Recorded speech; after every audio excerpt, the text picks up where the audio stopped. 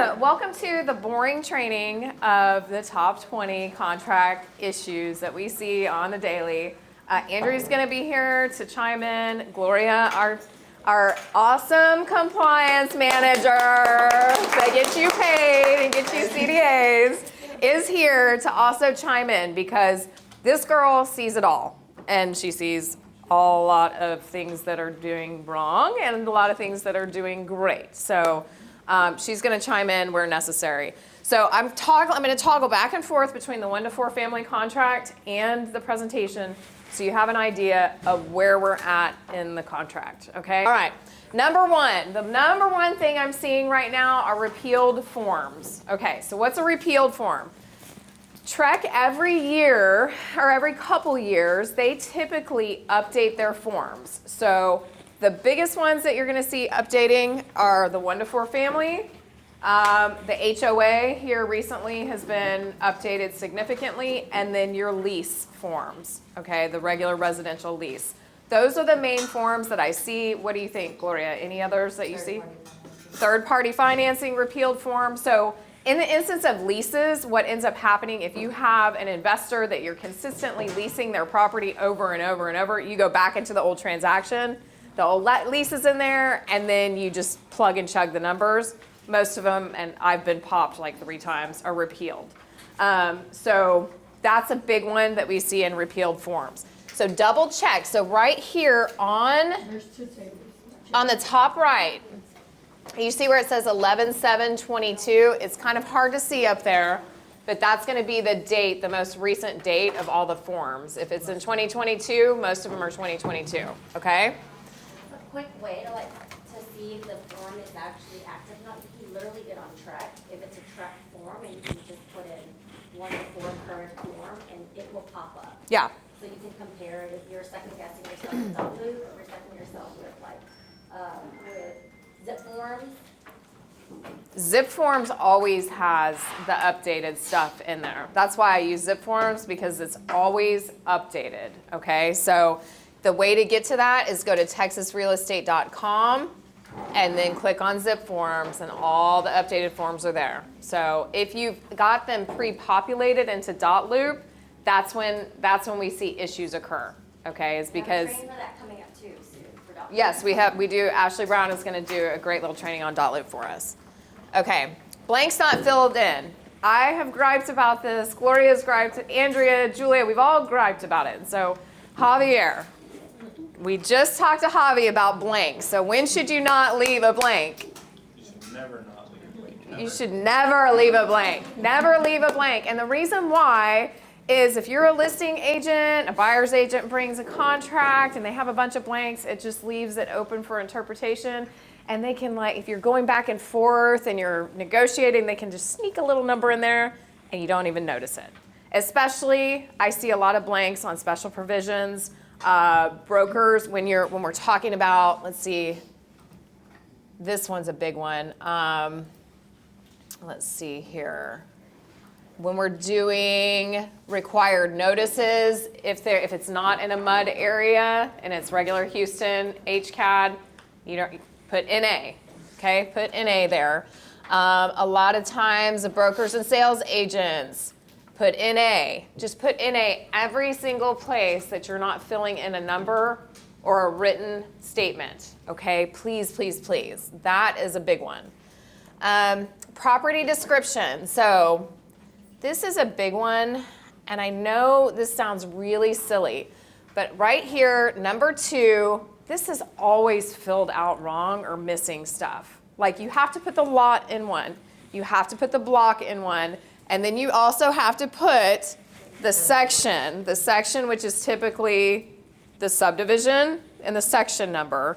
Then under that, in the city of Houston, county of Harris, or whatever county, known as, that's where the actual address goes in. 123 Main Street, 77008.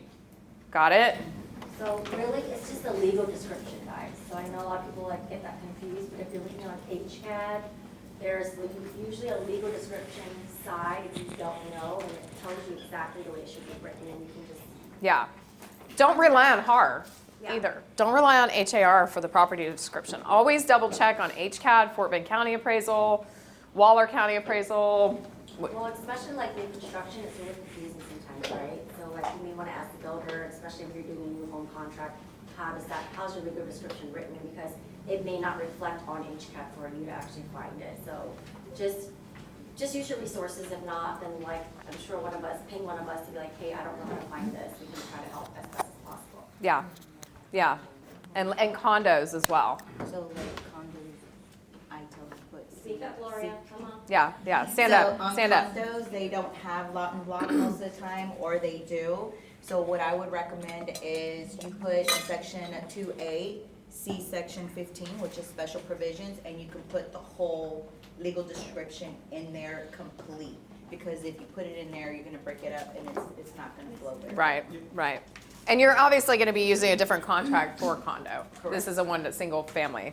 Did you have it, Isley? Yeah, can I ask a quick question? So you guys talked about filling in blanks. For example, with the third-party financing addendum, if you're like doing just a conventional loan, Yes. should you be like going in? Okay, so I can look at this. Yeah, for third-party financing, if you're filling in just the conventional portion, that's fine.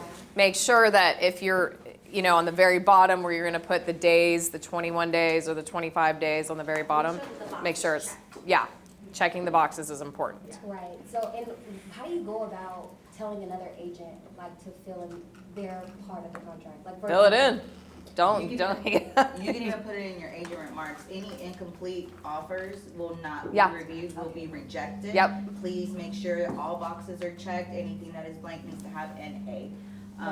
So, yeah, you could just set the expectation up front. Yeah. So when I'm on the listing side, do that. But what about if I'm the buyer's agent? But then when the seller like signs the contract, and You they need to send it back. and just tell them, hey. Yeah, you have Well, to, they have to execute the contract anyway. Yeah. So they need to do it.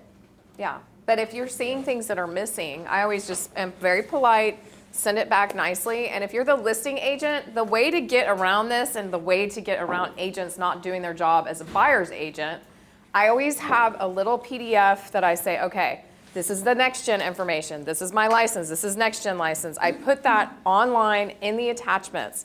If you start doing that, it makes your life easier in the long run. And it's just a fillable form. You can have one document that you use for all your transactions and just have it with the next gen logo on it. That really, really helps in the end for a buyer's agent out tremendously. Because then they don't have to toggle back and forth between the HAR listing, HCAD, all that stuff. So get in the habit of doing that, and that it actually sets you apart and makes you look like a better listing agent too. Okay? Make sure to check the CAD in which the property resides. So CAD is, when you see that, that's the county appraisal district. All right? Everybody knows how to find HCAD, right? Fort Bend County, Waller County, those are Montgomery County, those are our main ones, Galveston County. Title information. This is my biggest pet peeve. So I'm primarily a listing agent, and I always know when it's a newbie buyer's agent because they put the escrow officer in the area for title, and it drives me batty. When you add in somebody's name, let's say Stewart Title is the title company, okay? That's gonna go on 5A, delivery of earnest money and option fee within 3 days after the effective date. Buyer must deliver to, as the escrow agent, Select Title, Stewart Title, National Title, whoever title, okay? Do not, under any circumstances, put Jane Doe as the escrow officer, okay? That makes her part of the contract. If Jane Doe dies, if Jane Doe gets fired, if Jane Doe whatever, she's part of the contract. That's not the escrow officer. Title is the escrow officer, okay? And then after that, you're gonna put at the address of the title company. Make sure you have the earnest money and the option fee in the right spots. I see a lot of times you accidentally flip-flop and you'll put $200 as earnest money. No, it should be 1%. And then your option fee should be the 2 or the 500 or whatever you guys negotiate. So. Keep in mind, guys, if you put $0 for option, like, it's not, you have to lose $1 or something, and it's not $10. 10 is the minimum. $10, then it's not legal and binding at that point. So just be mindful that you can't have option unless you actually pay for some sort of option. Yes, Or $10. Even like when you do an amendment to extend your option, it needs to be $10 or more. If you do 0, they did not purchase an extra option, and if the other agent advises their client that your buyer technically doesn't have an option extension. Okay, so $10 is the minimum for option, okay? Don't get into the, when COVID hit and everybody was doing multiple offers, it was okay to kind of get away with not doing an option period if your clients really, really were confident. Don't do that now. There's no reason for it. Houses are sitting normally a couple weeks on the market, so always put an option period, okay? If you don't put the termination option days, then you have no days. So, people overlook that a lot. Okay. It's 5 PM, Say it again. the ending date. We're getting ready to go. Yeah. Earnest money not delivered on time. Okay, so what Andrea was just saying, not delivering the earnest money to title company within 3 days after executing can kill your deal before it starts. Okay, remember that. This is time is of the essence, all that stuff that that you remember from real estate school. If the other side has seller's remorse, not getting the earnest money to us on time can open the door to one of the few pathways for them to get out of the contract.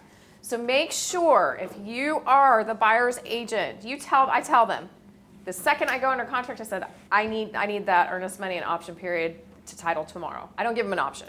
I say it because Zocam is a thing now, guys. You guys know everybody know what Zocam is? Okay, if you don't, it's a great little app that you can download to their phone. You can walk them through it before you leave the house. Say, that you're getting this house, download the Zocam app now, because that's how you're gonna write a little check for the earnest and option money. You're gonna upload it into Zocam, and it's gonna go right into the title company bank, okay? So get in the habit of doing that if you know they're making an offer on the property. Everybody uses Zocam now. All right. And in here, it actually talks about the timing of the earnest money delivery in C, failure to deliver. If they fail to deliver the earnest money within the time required, seller may terminate the contract or exercise seller's remedies under paragraph 15 or both by providing notice to buyer before they deliver the earnest money. Same thing with option fee. You've got to deliver it within the time required under paragraph 5. So just make sure you're getting that on time. Has anybody screwed up a deal because of that? Want to admit it? No? You've had it on the opposite side? Yeah. We've all dealt with it. Okay, survey delivery issues. So everyone has such a hard time with these 3 paragraphs for some reason, because you guys don't read, okay? That's the issue that I have. People, you don't read what you're writing down. So most of the time, it should be fine. It's fine, yeah. Okay, most of the time, they have an existing survey. If they have an existing survey, you're gonna check box A, all right? Interject, existing survey if they have not had any additional flat work done to their home. Yes. So they had an extension, a patio. The bank, the mortgage company will not accept that current survey. You can try to slide it in, but most somebody won't. So that T47 will not work. That is correct. So no structural additions or corrections to the property. You can use the existing survey, and the seller will fill out what's called a T47 affidavit. Do you guys all know what that T47 affidavit is? Okay. So it'll have the property description, the owners. It's going to have it notarized by the seller. If you are the listing agent and you have a survey that you're going to put online and you want the buyers to use that existing survey, make sure the sellers fill out that T47 before you even put it on the market. And why? It can kill a deal. It's an easy out for a buyer if you're the list agent and that is not available. Okay? So I'm going to read this exactly how it's written. It is not completed correctly on a regular basis. Most title officers agree that too often the first box of the survey paragraph is checked, meaning the seller will provide an existing survey.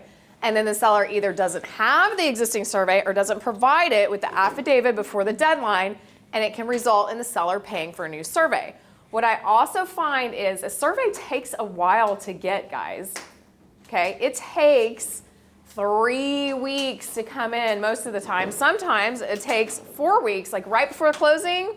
If there's not one available, they're like up until the nth day to get that survey back. So people typically put, like, let's say they don't have, the buyer has to get a new survey for box 2. If the buyer needs to buy a survey, Within blank days after the effective date of this contract, the buyer shall obtain a new survey at buyer's expense. How many days do you guys typically put? Be honest. 1 to 5 days? 5 to 10? 14, 20? Okay. Needs to be like 21 to It 25. used to be 15. I think it takes longer now. Yeah, It used to yes, be like 15. yes. I would put 21 to 25. But do y'all know why and understand why you need that time? No, I put 5 when they have a survey, but they don't have a T47 as a way to back out. But when it's like, there's no survey, then I'll put what. Perfect. That's perfect. Yes. That's a good one. So in box A, if they have a survey, you can put 5 days. I usually put 3 days because then it really puts the pressure on and it protects my buyer, right? So, but if they don't have a survey and the buyer has to pay for it, put 21 to 25 days just to be safe. If you're contractually closing in 30 days, put 25 days. There's no harm, no foul. Okay, nobody's going to scoff at that. The listing agent's not going to scoff at that. Okay, and then box C is if, or box 3 is if you want the seller to pay for the survey. You know, as a listing agent, I'm not going to pay for somebody's new survey. So, you know, as a listing agent, keep that in mind. As a buyer's agent, you want to push for the seller to pay for the survey. So it just depends on which side of the fence you're on, right? So the reason why you want to put 21 days, or even I advise agents to put 30 days, is most people want to get the appraisal in before they order the survey. Because if it doesn't appraise for whatever reason and they want to back out, your buyer is not paying for that survey. Because once that survey is ordered, someone's going to pay for it, Yep. right? And so even that being said, a lot of agents think, oh, I ordered it within the 21 days, we're good. No. You're supposed to have it ordered and in buyer's hands by the 21 days in order for them to be able to use the option of getting out of that contract if for some reason something on that survey is not appealing to them. An encroachment, an easement, whatever it is. Yep, that's very, very, very, very true. Okay. So incorrect survey affidavit. So a lot of people don't know how to fill this one out either, the T47 form, okay? So it must be submitted with that existing survey provided to the title company. So I include it in the contract package when I'm sending everything to the title company right after everything's signed. Put it in your packet. Put the survey in, put the T47 in. That way everybody's got it. Notices are done. Bing, bang, boom, you're done. All right? It contains a space for the owner to fill in the date of the existing survey. So this is where lines get drawn and people, you're supposed to, let's say Gloria owns the property that I'm buying. I'm the buyer, she's the seller, okay? She's got a survey, but it's an old survey from like 2 people ago. Technically, it should not stand and it should not hold up. Now, that being said, title companies let it slide a lot of times and will allow it to be utilized. Okay, so it should have Gloria's name on that survey for it to be viable. But like I said, most title companies will let it slide if it's reasonable, if you can see it, if it's got a stamp on it, a notary stamp. That's the other thing. If there's no notary stamp on it, it's not valid. It has to have that notary stamp on it. So when you're also uploading it online, make sure the full legal sheet is on there for everybody to see. So the date on it is not when she purchased the property. That's not the date. The date should be whatever is dated on the survey. So this is even agents that are seasoned like myself and Andrea, like it needs to be the date that's on the survey, not the date Gloria bought the house, the date on the survey. So remember that. Okay, everybody get it? All right. Okay.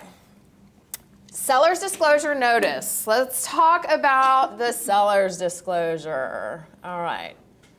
I'm going to scroll down. All right, so property, or number 7 here, this talks about the seller's disclosure. Okay, this is another way for people to get out of this contract, and it works really well with investors, let me tell you.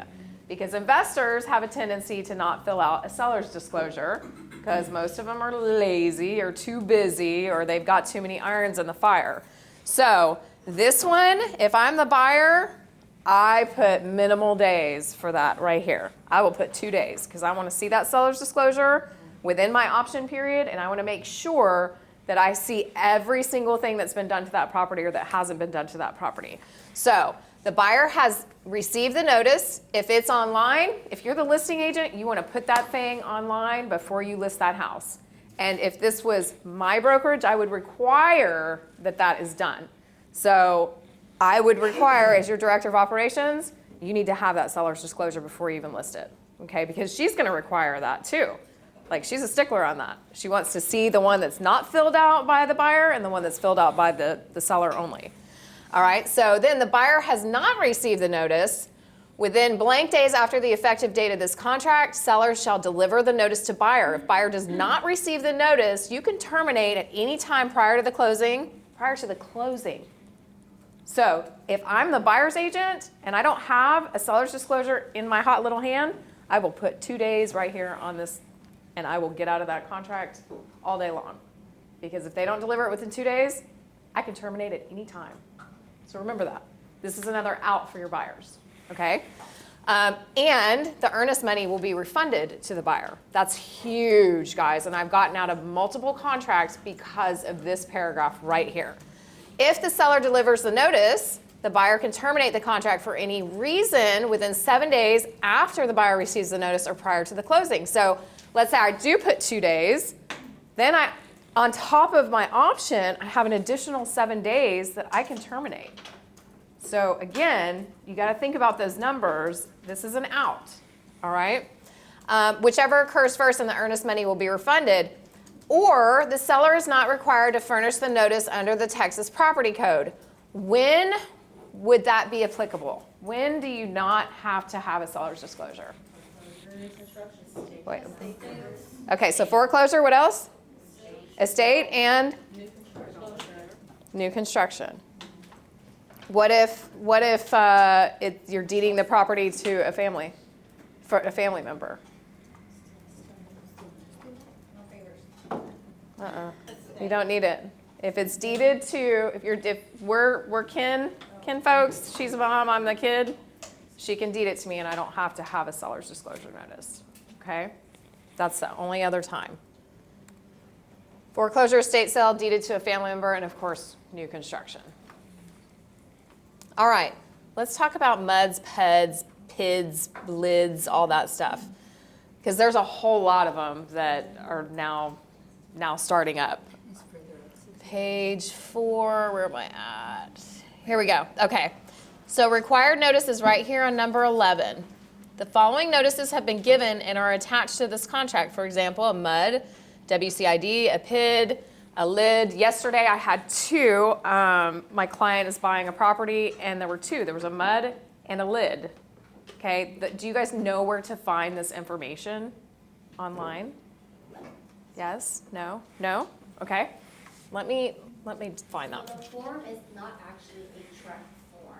Correct. That we use is actually an HAR form. That is correct. So you guys know, so when you're looking, you're not gonna find your document, you're not gonna find it in your zip form, it's actually an HAR form.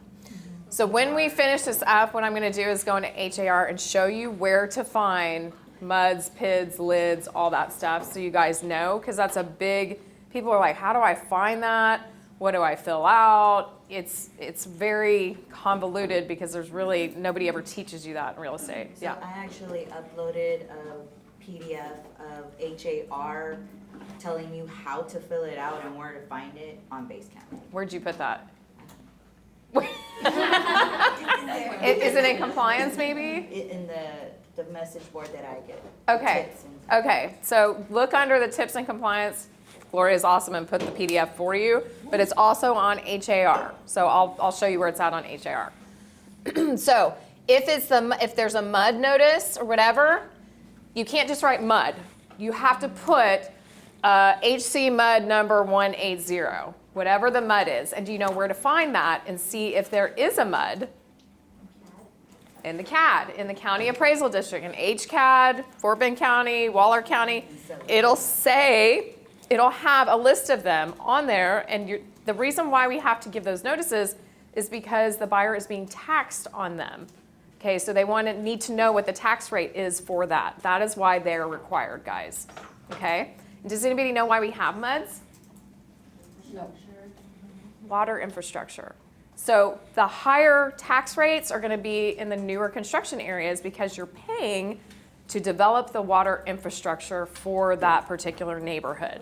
So the further you go out, I-10 towards new construction down 99, past 99, out Cane Island Parkway, I lived out there. My tax rate was 3.6%. It's awful because it was all mud water district. Manville is Yeah, it's also over bad 1% here, just like- mine.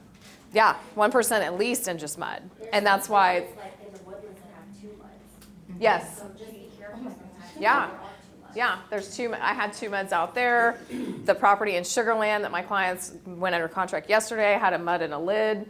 So, you know, this lid thing, I'm like, what is a lid? Right?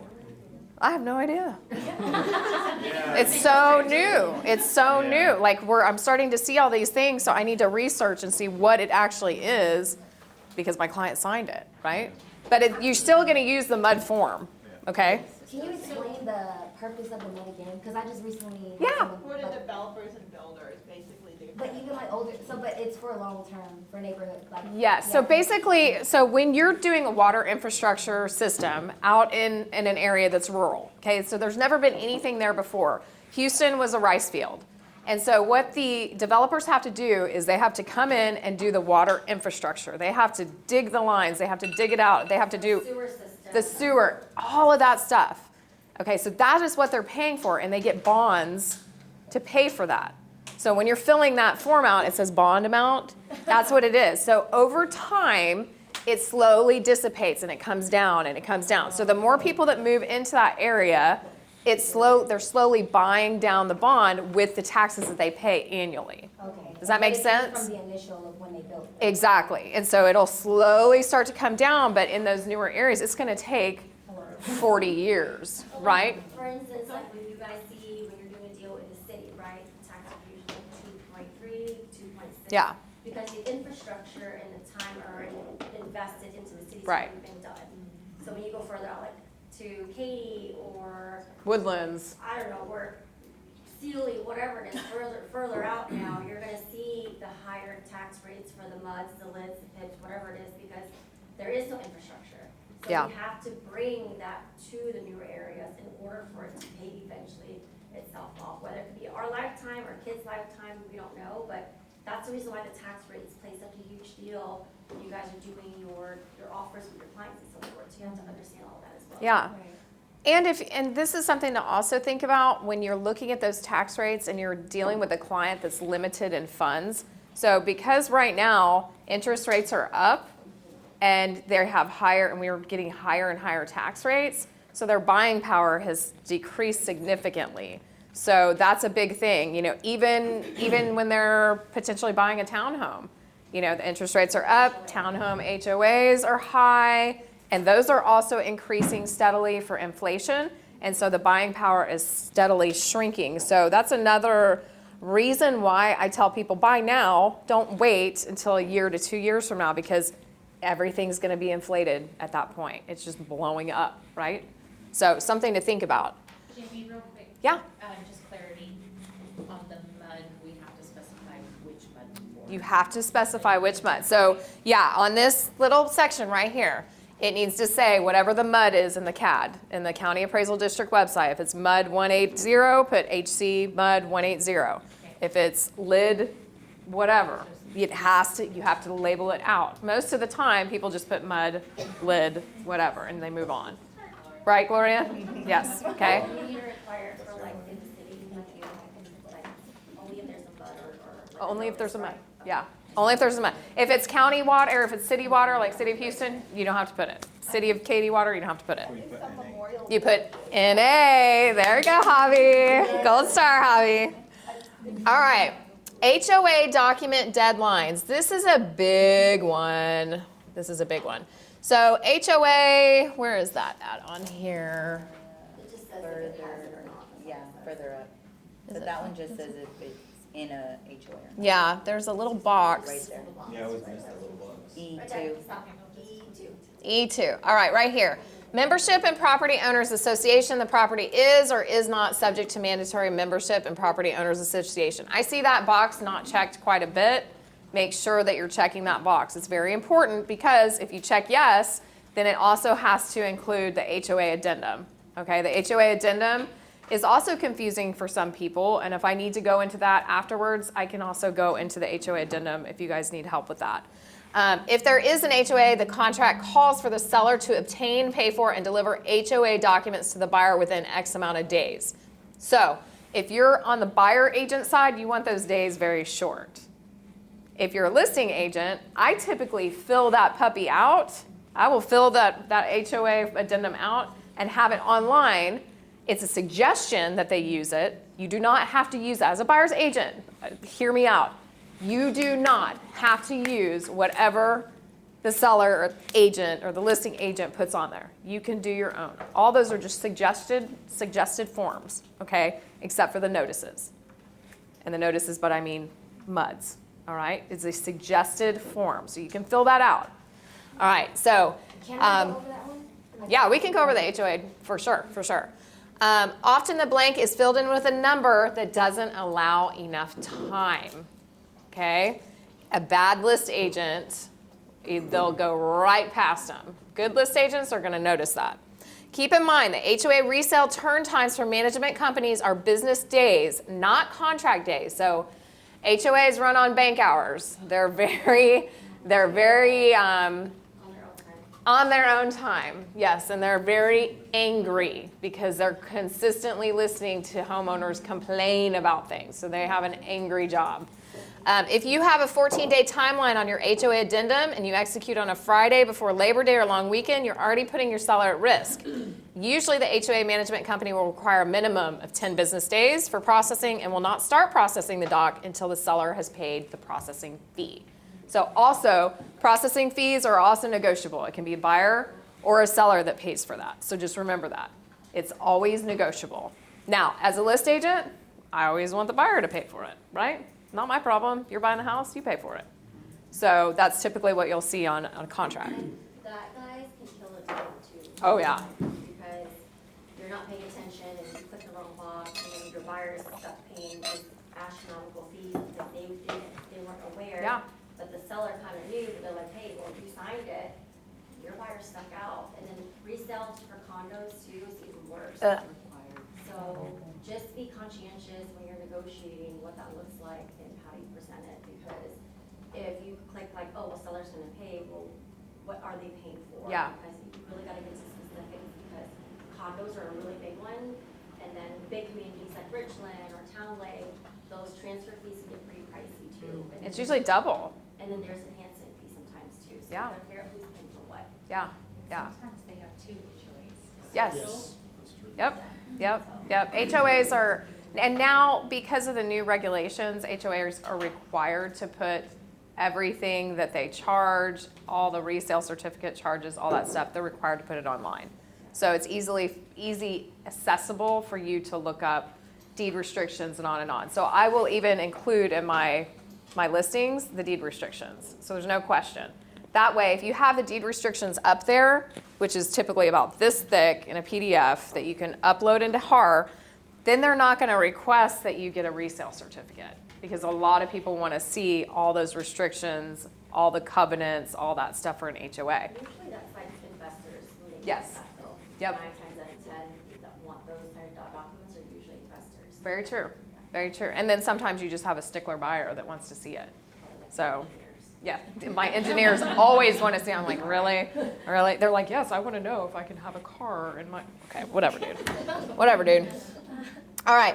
Buyer-seller contact information missing or incorrect. So let's talk about this page right here, the notices. You always want to put the buyer and seller information there. This is a big sticking point for title companies, and it makes their job hell if you do not put that on there. There's also a new slot with a copy to buyer's agent at. Okay, this is super imperative that you put your information there as a buyer's agent or a seller's agent. You always want it. I will even, so I know this is filled out appropriately, And let's say I'm the buyer's agent, I'll call up the list agent and say, hey, do you want me to add your people's information while I'm filling out the contract? 9 out of 10 times they're like, really? Thank you. That's awesome. So it's just one more value add for them to know, hey, this is a good agent. I've got a good agent here. So make sure. Name and at least an email. Yeah. Because if you guys leave next gen, which we don't want you guys to do, if we get into a stickler with truck, we have to reach out to your clients. It's just part of the process, and it makes all of our lives easier. That way we can do our due diligence and make sure that we protect you in the brokerage. So it's required for you guys to have at least a name and an email, please, because things do happen, and we have to make sure that we have the vital information to delegate and to deal with whatever situation that comes up. Yeah, if there's a husband and wife, I usually put one of their phone numbers there, and then I'll put like the wife above with her phone number, because if they can't get a hold of one, they need to get a hold of somebody else. So just always put the phone, email. You typically want to put the address for the first portion. That's where the address goes. But remember, if they're a buyer agent, they're not going to be at their old address. They're going to be at the new address. So that, that becomes, all the documents need to be sent to the new address, right? So you would put the new address. That makes sense? And then the sellers are not going to be in that old address. They're going to be at a new address. So they need to put their new updated address. So just some things to think about. Is it necessary to put their names, or we're just putting the address? I do if it's a husband and wife, so I have the husband's name and phone, and then the wife's name and phone, so they know which one to contact. Yeah.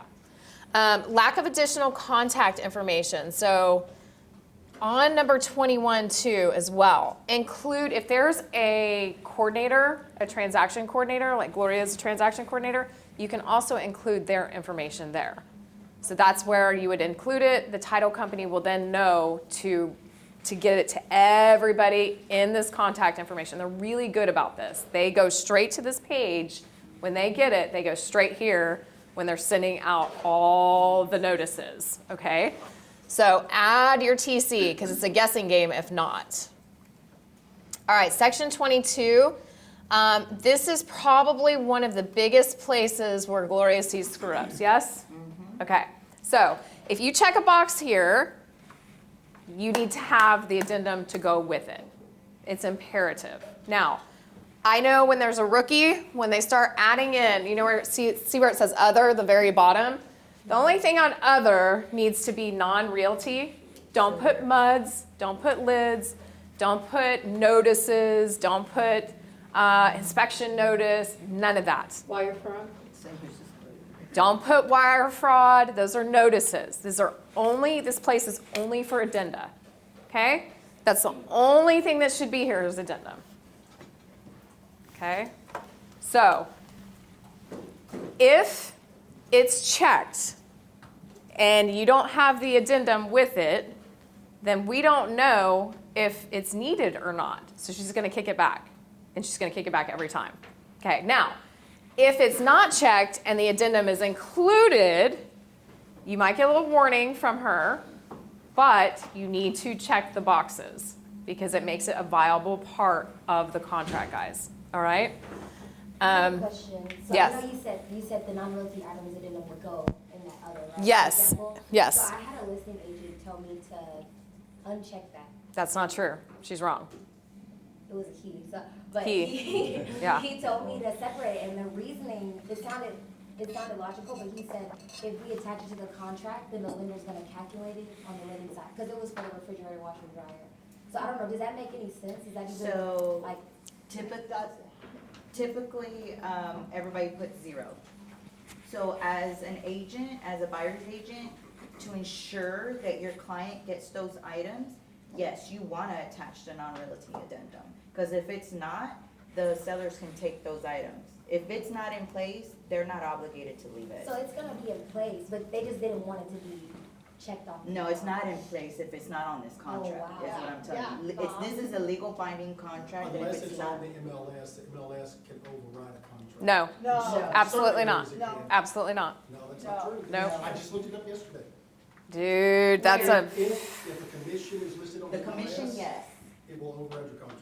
correct. That is The Commission. yes. but Commission, not- yes. Not the. Not non-realty. Okay, I Not wasn't sure non-real- about that. I knew yes. some things you Yeah, Yes. the commission, yes, I Commission. know that one. Okay. So But if it not the says non-realty. fridge is included, but you don't attach the non-realty, Then it's not, then they can take it. Yeah, they can take it. So, The reason they didn't want it on the contract is, for example, let's say they were paying what, $1,000, right? Lenders, most of the time, don't want that because it messes with their DTI. So what happens is, or what most agents do, is they facilitate between the buyer and the seller a bill of sale. separate. Correct, but you still want that non-realty addendum, you can put 0, but the bill of sale will be whatever. Separate. Correct. Okay. Yeah, that's So an that argument evens it I've had out. with a lender, because I had put $10 on there, because I'm used to doing the $10 rule, right? Yeah. So I put $10, can you put 0? And I'm like, no, because then it's not binding. And like, they're like, well, it's gonna mess with the loan, and I'm like, well, no, just put it in there, if underwriting kicks it back, then we'll talk then. But I'm $10 like, is not gonna get $10. kicked back. Yeah, and yeah, they wanted me to put 0, and I'm like, well, that's not binding, so I'd rather stick with the $10. But yeah, the lender would always, it's more than, pretty much every time, they always tell me, can you just put 0? I know, so I kind of stick to that. Yeah. But yeah, they do try Yeah. to kick it back. Yeah, and then if something's excluded as a list agent, there's an exclusion section on HAR. Put it in there, and I always add a separate PDF separately. If there's a bunch of exclusions, I'll write them out because on page 1, which a lot of you guys don't fill this out, is the exclusions list. So the following improvements and accessories will be retained by seller and must be removed prior to delivery of possession. So, The wine fridge, a Yes. chandelier, it could be curtains, the whole outdoor kitchen, like. Yeah. yeah, water softener, that's a big one. Ring cams, all those things. Those are big ticket items, so make sure that they are put on there. But non-realty items, I have so many people in this brokerage since I've started in May. At least 4 people have called and said, the seller took the fridge, but what do I do? I'm like, well, was there non-realty? No. Well then, okay, the seller's there, it's theirs. I don't know what the problem is. They're like, well, the buyer's freaking out. I'm like, I don't care. If it's not in the contract, it doesn't happen. Period. Now, if it's attached to the property, it's supposed to stay. Dishwasher. Under exclusions. Yes. Dishwasher. So that's where things get sticky, Yes. right? Yes. And another one that I see are the TV mounts.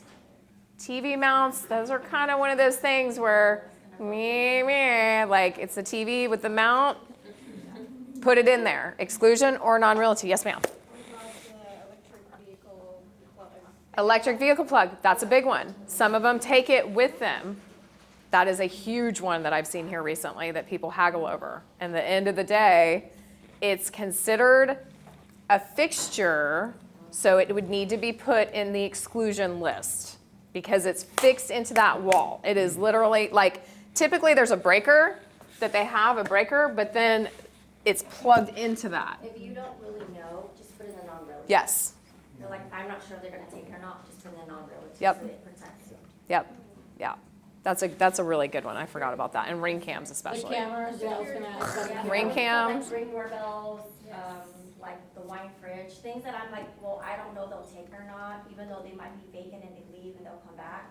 I just put the non-realty just to Yeah. protect my client, because at least I know, like, hey, I did tell you we were gonna take these. Like curtains and rods too. I've had to have people from Dallas, they moved, took their curtains and rods, they had to send them back. Like, come on, yeah. I think I So, just learned the pool robot stays.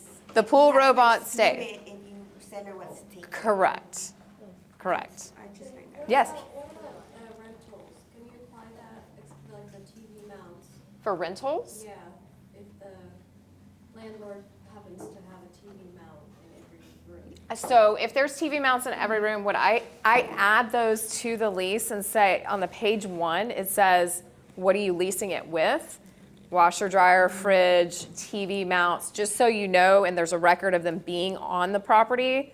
And also make sure you take a lot of pictures of the property as well. Very important to have pictures of rental properties and video. I usually have my sellers or my landlords video the property before, so we have it, and I say just put it in a little file and keep it for later, because when their kids come through with their little grubby hands and do this on the walls, you can charge them for that, okay? That's a good question. All right, agreement of parties. Let's say, Section 2, contract contains the entire agreement of the parties, cannot be changed except by their written agreement. Addendum which are part of this contract are, check all boxes as appropriate, which we just went over. All right, so these are the different ones. We don't have to go into that because they're all right here. And then if you check those boxes, again, reiterating, make sure the addendum and the amendments are included in that, okay? Don't leave them out. Okay, executed date missing. If I had $1 for every time the executed date was not put on there, I'd be a very, very rich woman. I see it all the time. So whoever's the last one to sign is typically supposed to fill that in. As a list agent, you're typically the last one to sign. And as a list agent, you don't want to sign the documents first. Let the buyer sign everything first, okay? Once the buyer signed everything, then the sellers will sign, and then I typically execute it with my broker stuff. Not the last person that signs. I like to execute it because I know it gets done. I would say like 99% of list agents do not want you to execute Yes. the contract. They want to be able to do it. I agree. So, as a just housekeeping practice, I would just say, hey, you forgot to execute Yep. this. Would you like me to go ahead and execute this for you? Yep. Some of them say, sure, no problem, but I also get an email, so that way they're like, well, I didn't do it. Yep. So just to cover yourself, because you don't want to be in a situation Yep. where you need to get this executed because you got to send it to your lenders and the title company, and then the listing agent just slowly acts and doesn't do it. Yeah. So I always call them, hey, you forgot to do this, do you want me to go ahead and execute it, because we need to get this ball rolling. So And just be mindful. And the more important thing is the day it's executed, when does the option period start? Next day. Okay, I have so many agents that are like, but it's on 5 days and it started this day. I'm like, no, it starts the following day. And then it ends on the last day at what time? 5 p.m. Super, super important. There are some really strange situations, like let's just say you execute the contract 10 p.m. at night. Trek will allow you for the extra day. It does go into like a legal battle because it doesn't technically end at 5 o'clock because you execute it after certain hours. So they are little situations, so slightly like grace period during that time, but just be mindful when you guys execute. Like if you know like you're executing at 10 o'clock, be like, hey, let's start the next day or whatever to give your client that extra time. Yeah, So just be mindful. yeah. I try and execute it the second I get it, so because I know it's going to start the next day. So get on it when it comes to execution. And when you execute it, we don't need your initials, we don't need your signature that you executed it. Yeah. Because I've seen contracts with the execution date and the listing agent or the buyer's agent initials on there. That's You just not need a date. needed. You just need the date. Yeah, doesn't matter who does it, you just need the date. All right, this is another one. I can always tell when it's a rookie bringing me a contract with a third-party financing amount. So on page 1 of the contract, you've got cash portion of the price here, sum of all financing described in the third-party financing addendum here, and then the total amount here. So the amount that goes in the third-party financing addendum is the loan amount. It's not the whole contract price, and that is something I see all the time. I'm like, why? This is not right. So it's the second box right here. That amount goes into third-party financing So amount. if they're all cash, first line and third line should match. Yep, If it's their down payment, first line is what they're bringing to the table, second line will be what they're getting loans for, add 1 + 2 = 3. yes, Make sense? yes. And I get in a hurry sometimes, and I'll flip-flop them, and the agent will be like, and like, oh, God, I swear I'm not a rookie. So just be mindful of it. Just remember, the first portion is always the cash portion. So key detail, how do we feel about the decimal point with 0.00%? 0.00? I mean. I put it. I always put it. I that's do. how I learned it. Yeah, that's accounting 101. You always want to put 0.00. Yeah, absolutely. Okay. Brokerment issues. Okay, Gloria. Gloria. Yeah, do you want to get on it? Get on it. Get on it. Come on. Okay, so some people have, are using the wrong checklist. Speak it up, girl, there you go.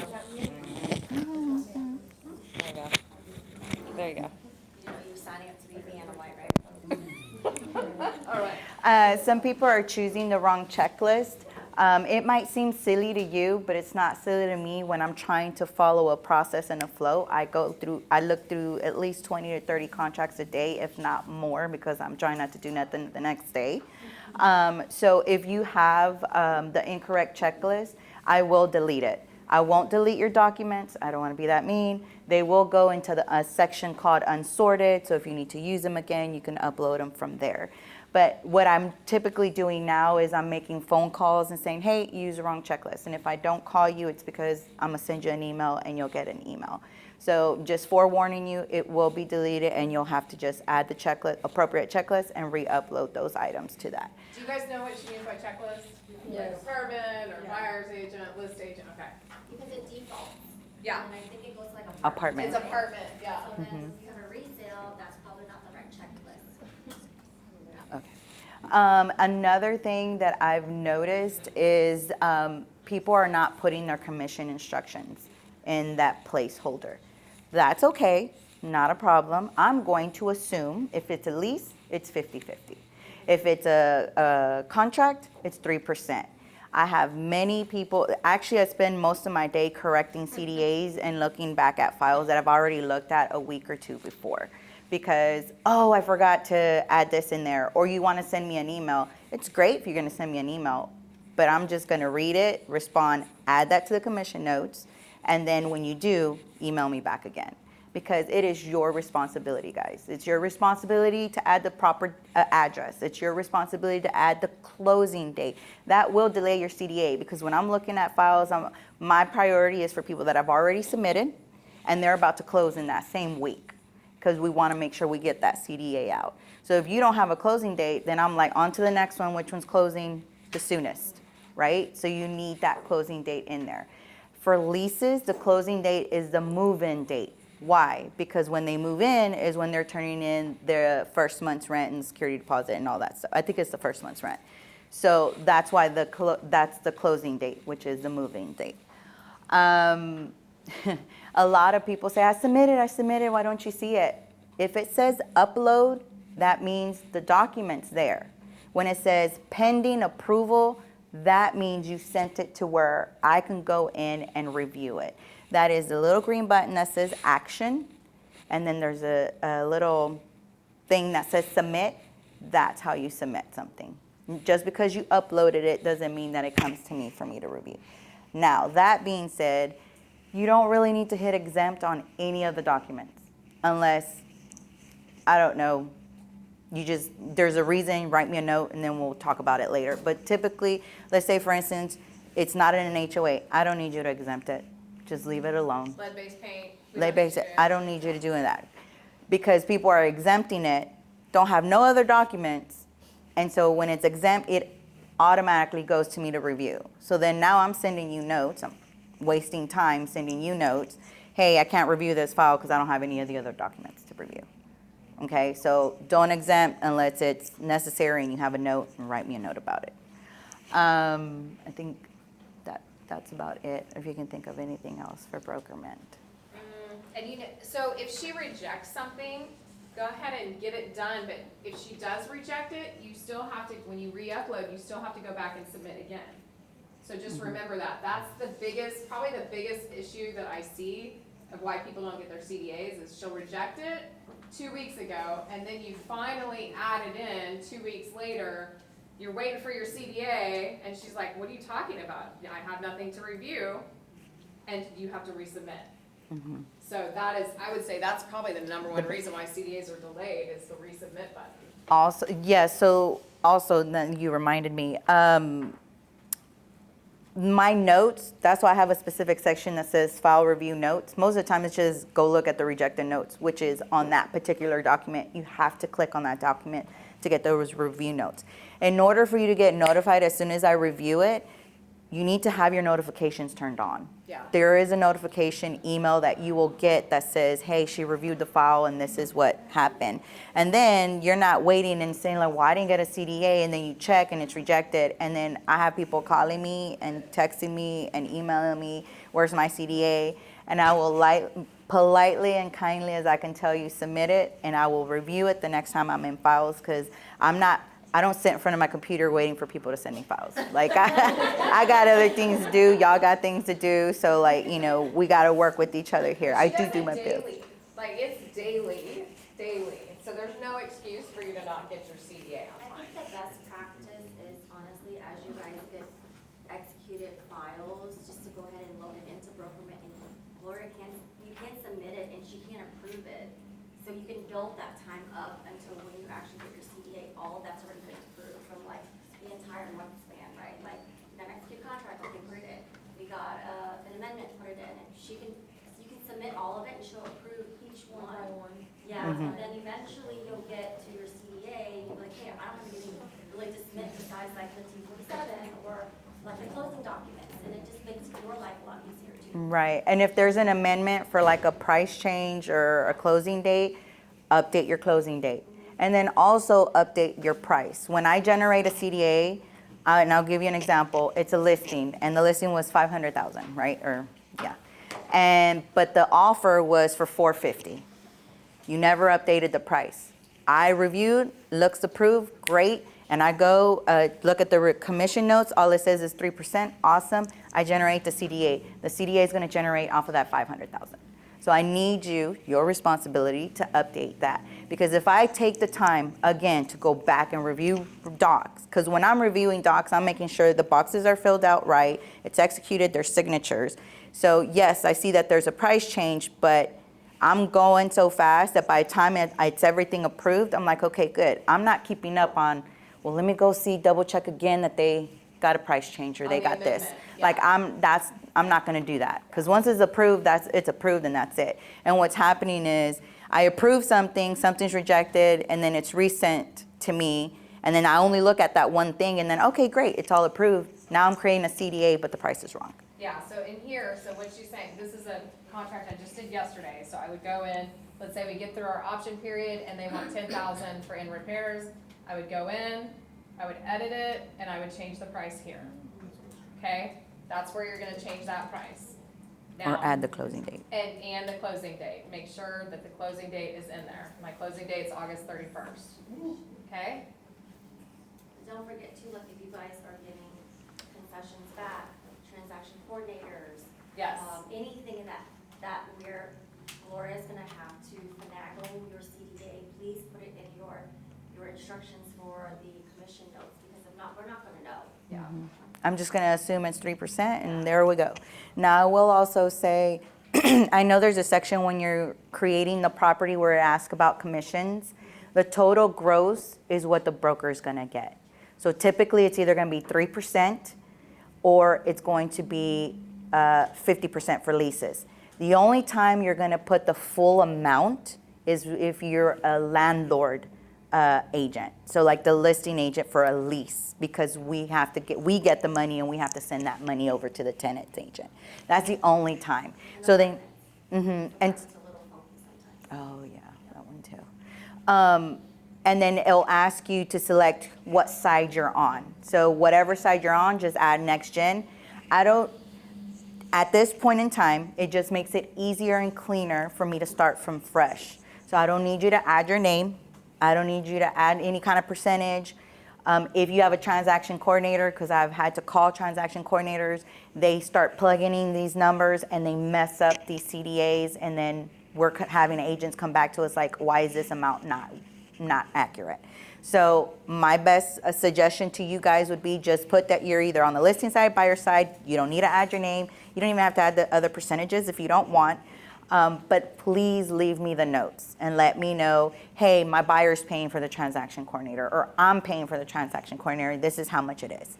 Now, as far as if you're doing a contribution to buyer, seller, or whatever, you need to not only add yourself as a contact in there, which you should already be because you're the transaction owner of it. You need to also add your title company in there, because that is very imperative to Cynthia when she's doing sending out CDAs and stuff and collecting money.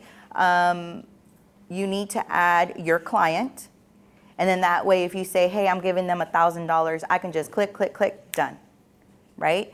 To get you your CDA as fast as and quick as possible. So all this stuff right here. No, you would go click out. Transaction, you don't have to put it under, go to users and contacts, and then you can action and then add a person So the role. in the role. I mean, So if you, transaction coordinator, this is where you would put your transaction coordinator. correct. So if they're gonna get paid, that makes it easier as well too, to be able to add them to the CDA. So technically, if you have a transaction coordinator, well, not all transaction coordinators are created equal, I will say that. The ones that are full service ones would add the people that you need in there to make your life easier, right? Because you're probably not even looking at Brokerment if you have a transaction You may coordinator. also need to like tell your transaction coordinator what's required as well, because they may be unfamiliar with Brokerment. Well, and everything's in here though, guys. I mean, this is residential buying, so every single thing is in here. But if you don't know how to add an unsorted document, so when I typically, as a list agent, I like things in one PDF so that I can just shoot it off to my clients and they don't have to open 1,000 different things. So if you want to upload that into here, you don't have to break it out beforehand. You added documents down here, whether it's assets, unsorted. So if you see my entire contract is right here, the entire thing, all 24 pages. So if I want to split it out, you can push edit, split, and then from page 1 to, I'll show you how to do this. 14. 1, it's 14 or 13? I thought it was 11. No, it's actually 11. From 1 to 11, so you scroll down, 6, 7, 8, 9, 10, 11, there's the last page of it.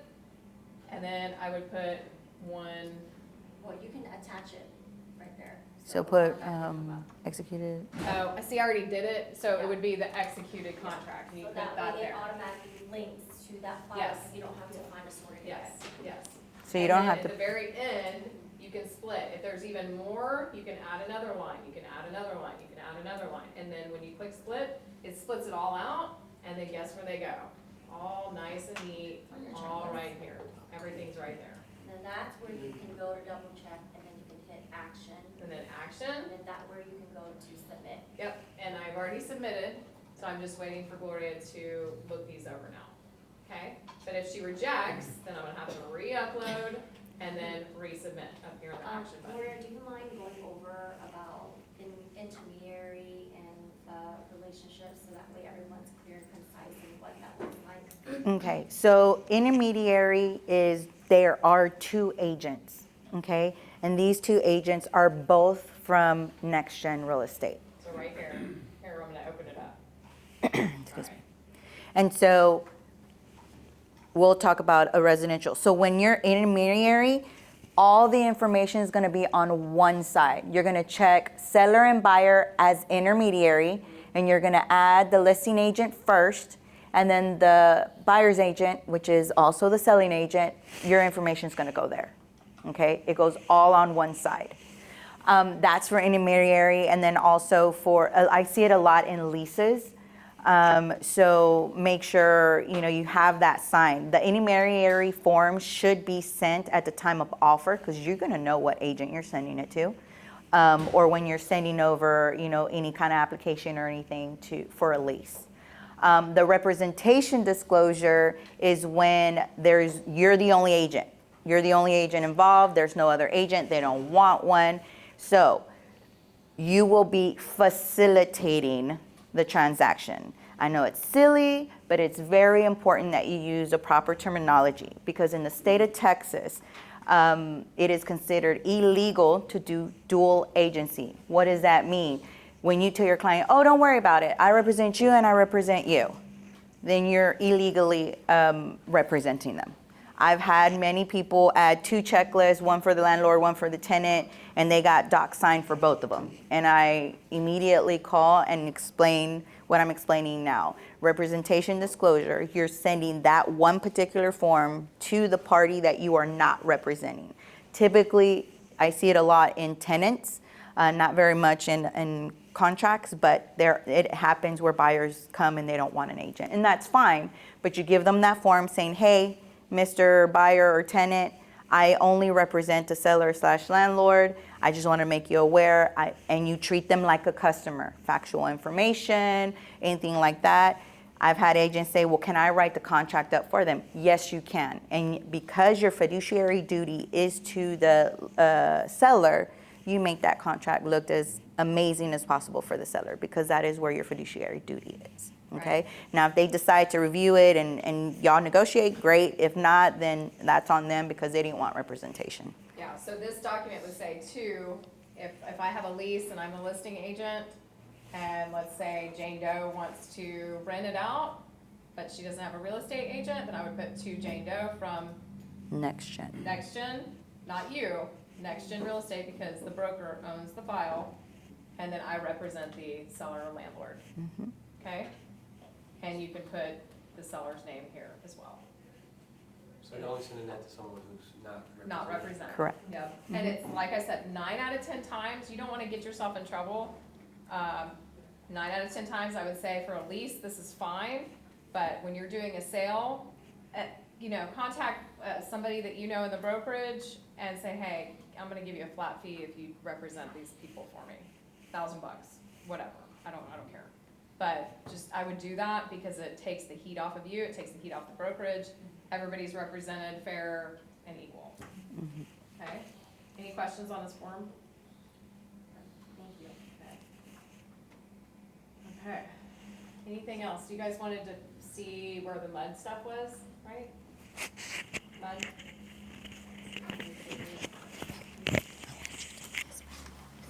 Anybody else have any questions or like things that they think about working in your life better or? So when you're doing, I have a question. So when you're doing that flat fee, somebody else is gonna write it up, do we need to do that disclosure or The intermediary. That's intermediary. Yeah. That disclosure is when you're the only agent. Okay. Thank you. All right, so your HAR stuff, this is where you're gonna, or your mud stuff, this is where you're gonna find it. So if it is intermediary, don't add the other agent to your file, because then they have access to see your documents, and it's a huge liability. Yeah. Okay, so your mud information, if you go up here to stats, okay, you can toggle over it. Where is it? Hold on. Toggle over stats, and it is right, where did it go? Hold on, sorry guys. There are stats and mud, go down Yeah, it wasn't, over it. And then go ahead and again. Oh, no, no, that's not right. go back to my matrix, I don't know where that went. and then scroll down. Right there, under external links. It's, for some reason, it's moved. Right there, I go to mud bond information. Go down. Right There it is. Yeah, it's right here. It's also in another, they moved it. So if you're looking for a specific one, you can do Control or Command F, and then you can kind of put in HC or 3 or whatever, and it'll go to each number. But they're all right here, and they're typically done by Fort Bend. They're done by county, so that's the way to find them. Okay, and then you want to go over the HOA doc? Yes. Okay, let's see. Preferably one that's already been filled out. We can fill one out together. Okay.